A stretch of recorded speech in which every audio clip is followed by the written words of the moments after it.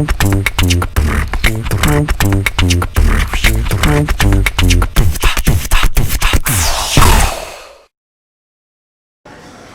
everybody, my name is Nigle Mongerie and welcome to Brand Awareness. This is the show where we talk to entrepreneurs about how they got started in the industry. I'm sitting here with Ron, owner of the Broken Egg Cafe. He's going to let you know a little bit about himself and his business. Hey, good morning. Sure, I'm a retired Army officer.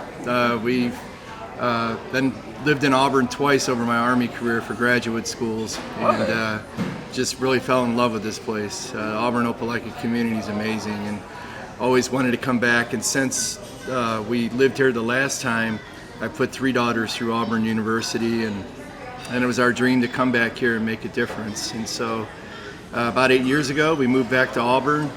I was doing working for Dell Computers at the time, and it was always my prayer when we moved back was to find something that could make a difference in the community, give back to it, because we love this community so much. So this came a result of that. About 2.5 years ago, my daughter was finishing medical school at UAB and invited me up to go visit with her. And she said, "Hey Dad, I found a great breakfast place. Let's go check it out." And so we were at another Broken Egg in Birmingham, and I just fell in love with the product. I was like, "Wow, this is really good. It's a franchise." You know, and so I started doing my homework. I ended up, because of my job, I traveled throughout the entire Southeast. I went to like 15 of these places, and I ordered the same plate at every one. What's that? The Monterey omelet. And so that's a recommendation for the people at home. And I checked for consistency and quality, and I spoke with the managers at every one of these places and the wait staff, and just came back overall with a very strong impression that the culture of this company itself is very strong. And kind of tied in with my value system, the corporate service vision for another Broken Egg Cafe is happy people sharing happiness, which is kind of what Teresa, my wife, and I are all about. That's so good. We just thought this is really, it's starting to gain legs, and we came back to Auburn and did our studies here where location would be. We recognized there's a need for a quality sit-down breakfast brunch place, and boy, we opened up last year, June 17th, and it's been gangbusters, you know, ever since. That's really awesome. So what exactly, I guess, led you to even want to start a business in the first place? I've always had, you know, being in the Army, I guess, and being responsible for large units with, you know, people all over the world and everything, it just kind of creates that drive to be able to put your mark on something. I'm not very creative, so I went to the franchise route. All the creativity's been done, but I recognize that it was a quality product. The community had a need for it, and it just seemed to fit all the right notches at the same time. And so it was always my desire to do something, like I said, to give back to the community. I looked at other business ideas for 10 years. I've looked at other franchises. So for 10 years you wanted to start a business, but you just didn't know what to do? Right. Just looking for the right thing, the right opportunity at the right time. A lot of patience, a lot of prayer. So that's, pretty much. I mean, in 10 years, you know, that is a lot of patience. So I guess how long were you in the Army then? I was in the Army for 25 years, and so I'm used to being patient. But I just always knew I kind of wanted to do my own. I was happy, and I worked for Dell Computers, a great company, great everything about it, and I was happy there. But I was just looking for that one thing where I could make a personal difference in Auburn, and that's where this came about. Now, in that 10 years, were you still in the Army, or did you retire before that? I retired, and then, you know, coming out of public service, you know, to start your own business requires a lot of capital. You know, as you know. So I didn't have that because I was a public servant, so I had to take time to save and build wealth and try to set up a plan to be able to invest in something of this, you know, size and measure. So I know you said this is the franchise route. We've actually haven't done a show yet where we talked to someone who has a franchise. So what was that process actually like? It was well, remarkably, this corporation is so franchise friendly to investors, people like me, that it was actually pretty easy. I've talked with a lot of other franchises before, and it's not so easy. They really do a white glove treatment with their investors. So they kind of spell it all out. You have to look for good training programs. The corporate culture itself. You're on Glassdoor reviews. You're seeing what, is there negativity? Is there a hidden problem within the franchise? The growth plan, all those types of things come into play.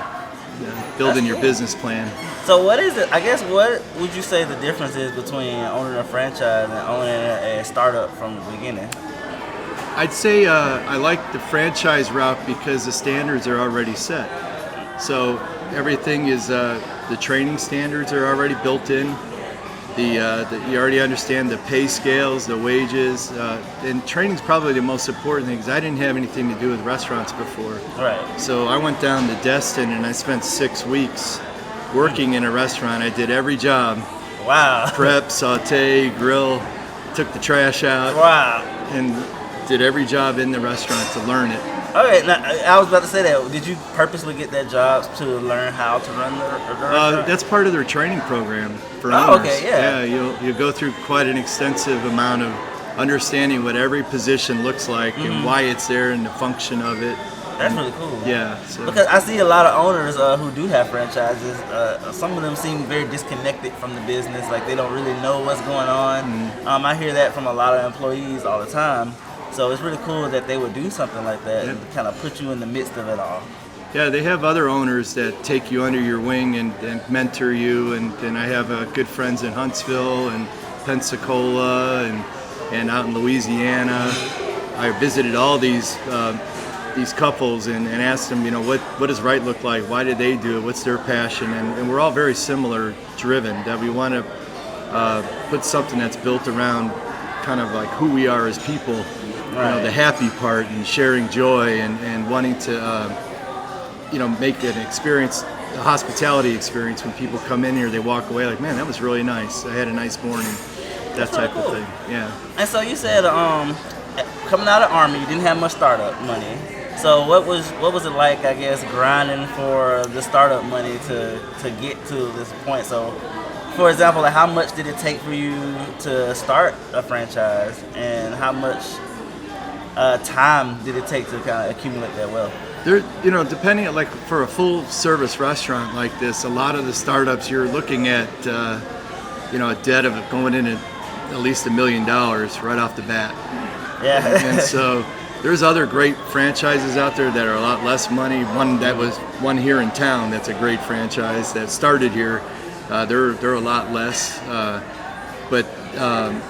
yeah, you have to, and then have a relationship with the banks and that. And I'm married to the most frugal woman in the world, and she's amazing that we put away money every week, to try to build our dream. So that's really cool. Yeah, and we took our 401ks and the tax law under Trump. He changed it so that you can move your 401ks into a C corporation. Okay. Without penalty. Okay, that's probably very helpful. Yeah, so that's how we were able to move our savings in that to be able to fund the investment of this. So how long have you had this location here? It's been about, June 17th we opened. Okay. But then there's about a 6-7 month build out before that. Right. There's a lot of architects and a lot of hidden fees you're not aware of. Yeah, I like to call those ninja bills. Yeah, exactly. Finally by the time June rolled around, I'm like, oh Lord, if I have to write one more check. I know.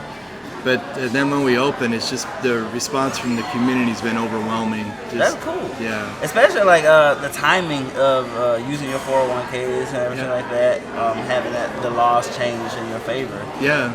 Did you see that happening beforehand, or did that just something that kind of just helped benefit you along the way? It really helped benefit, because a lot of franchises go the LLC route, right? Mm-hmm. But this one, with that amount of money that was needed to infuse to get this thing moving, the C corporation was the right way to go. Okay, that's cool. And so eventually, we'll have to look and see who comes in office in November and all of that. Yeah. But when he lowered the threshold of penalty, the taxes, that made it worth the investment for me to take my life savings and do it. That's really awesome. Especially like entrepreneurs, we have to learn how to be very flexible and very patient because you never know what could happen, what could be around the corner, you know. Yeah, Corona. Who knew? Exactly. Now, how did that affect you for your business? It did. We are largely a dine-in experience as a corporation, and so when the government came in and said I had to close my dining room, that was a significant impact because it's like, well, that's to go curbside, so we had to be very flexible and adjust. I personally avoided delivery my first year that we were open here because in my personal bias, which proved to be wrong, was that I didn't think breakfast would travel well.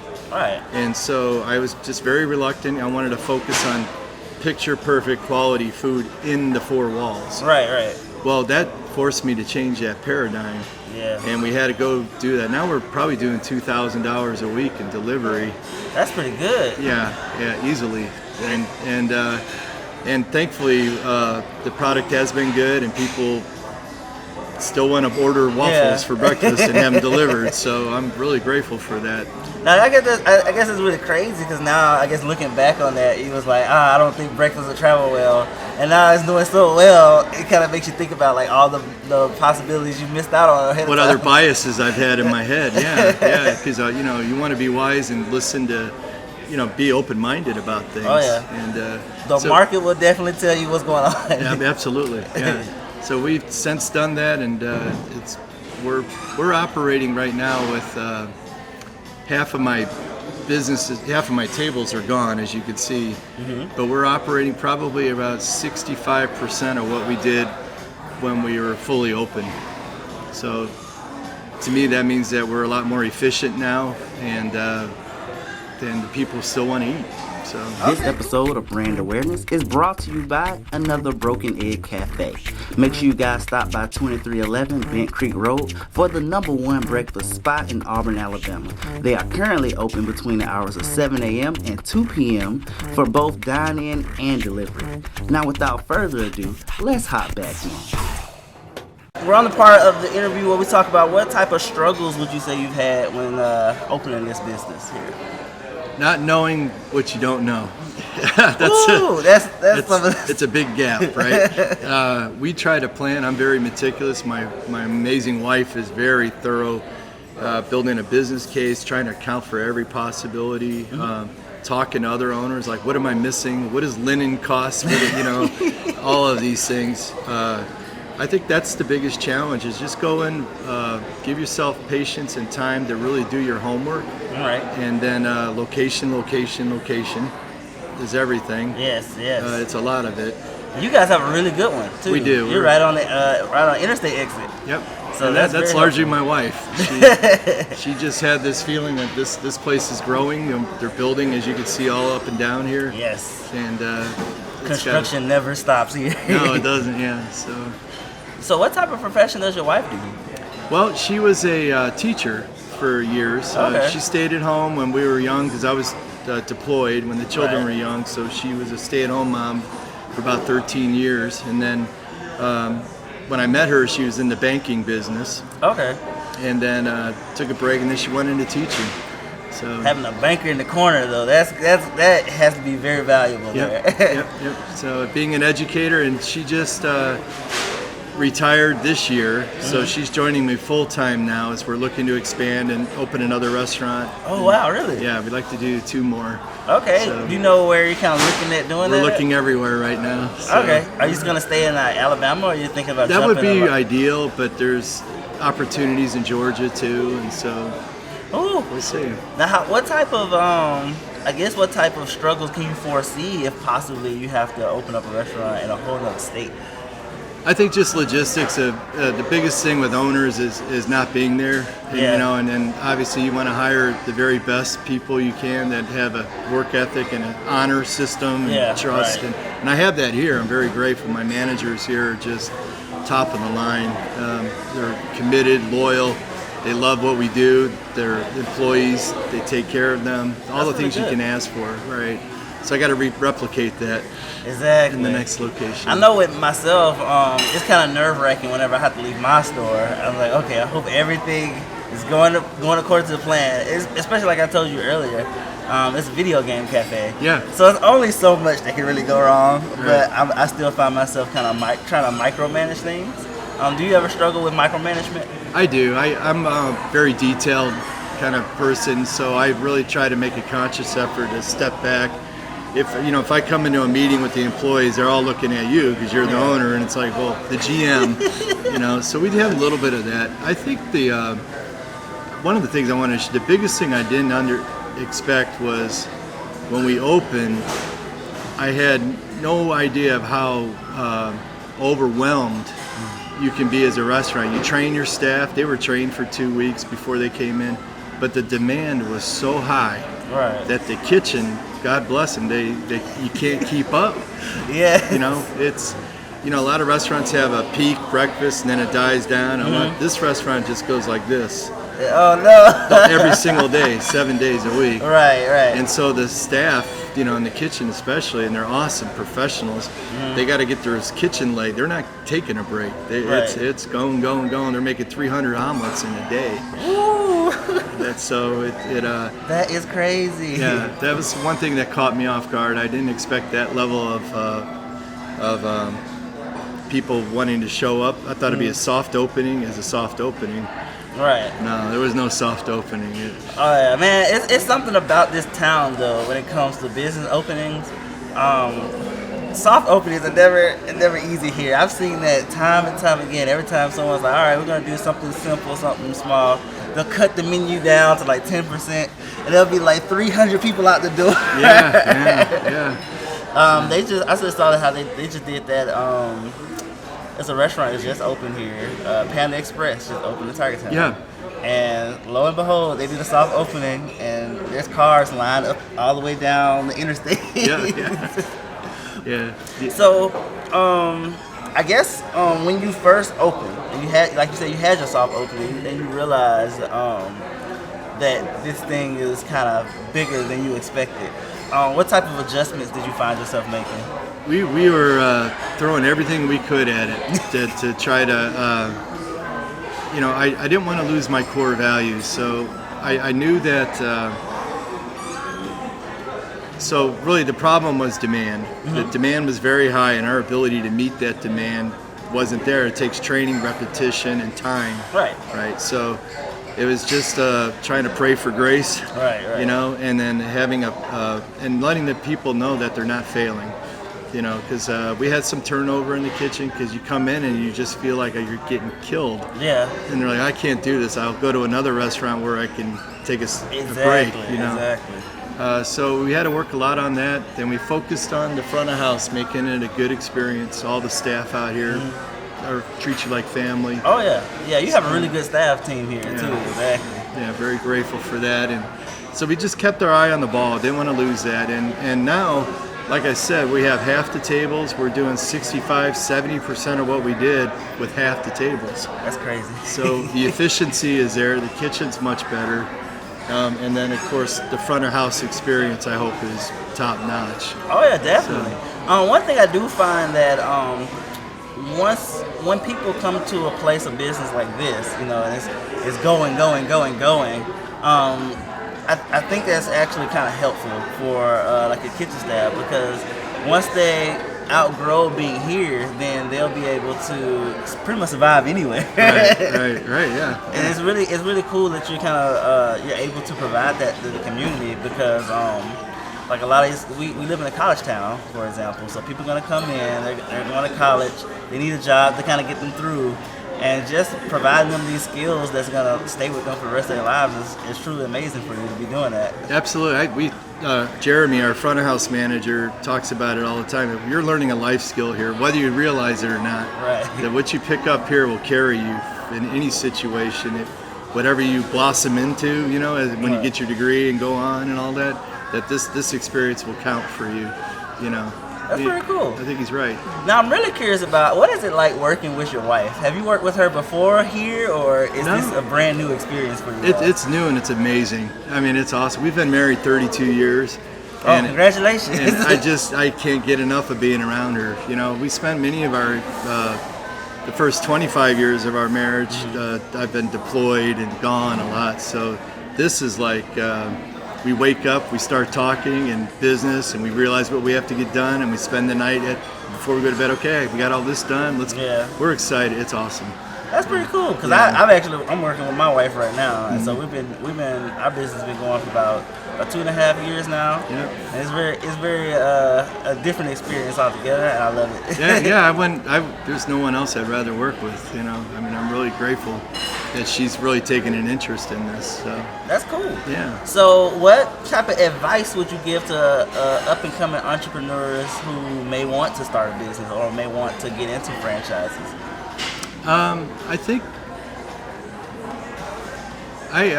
just based on who I am, my first advice is always to pray a lot and realize where your intelligence and everything comes from, you know. But beyond that, in a business type of thing, is to do your due diligence, take your time, be patient with yourself. There's always a shiny object that could take you down the wrong path, but take the time to do your homework, know your product, know your culture.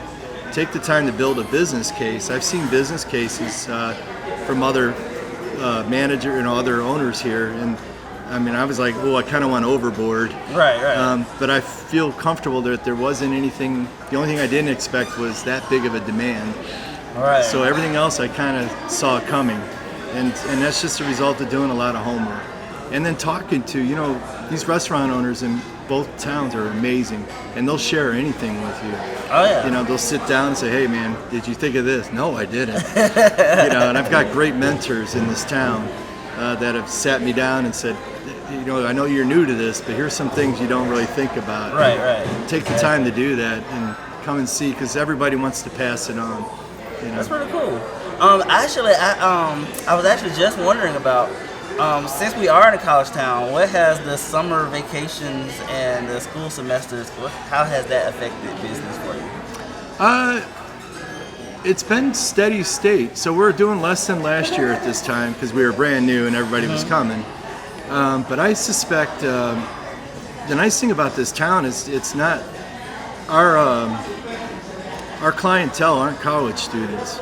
It's people like you and your wife that come here and have the time, or people with children and things like that. Okay, the college students are certainly a help. We cater to it by we'll cater on campus for the sororities and things like that, tailgate guys and stuff. But the ebb and flow, I think the slowest month we had was January. February it really slowed down. Right. But I think every restaurant in the city went through that too, from what I understand. Oh yeah, definitely. But football games are insane. So yeah, you get a lot of people coming out of town, man. And what's kind of neat is we get a lot of the college, the teams from Auburn come in here and have team meetings, or they'll do recruiting events in here and stuff. Oh man, I would have never thought about that. Yeah, it's that private dining room. The coaches will use it to come in here and have breakfast with their recruits, and then also being a college town, we lease this place out at night for bridal showers. Nice, that's really cool. They get we're the only restaurant in town that's closed for dinner. Yeah, that's really cool. Yeah, and I have my general manager is a 30-year chef, so he lays out just incredible. Nice. That's really amazing. So, what are your plans for the future? Like, where do you see you're going from here on out? Well, I think here in Auburn, we want to develop a capacity to cater more. There's a high demand for that. Not now because of coronavirus, but for parties, functions, and so forth. So we're looking at that very carefully right now. I'm also looking at building number 2 somewhere in the state or next door in Georgia. Right. And we're traveling to Georgia tomorrow, Friday. We're going to be in Georgia. Okay, awesome. Looking at another college location to see what it looks like there and stuff. Okay, that's really cool. So, I guess, where can people find you guys, and what if you have any last words to say to up and coming aspiring business people? Well, I'm excited for you. I mean, I think if you're thinking about doing something like this, it's an awesome opportunity. This is a great town to do it in. I think we're always here. You can always add. My cards are here. If you ever want to, I'm happy. I actually, for the franchise, I bring the owners, the new, after they commit, they come here and spend a week with me. And, awesome. Yeah, and so we set up a mentorship program, and I sit down and say, here's all my dirty laundry. Here's what I didn't see coming. Right. And here's my books, and then here's the adjustments we made, and this is what you got to think about when you're building out. Okay. It's quite an undertaking. This was an empty shell, and then you built this from the ground up.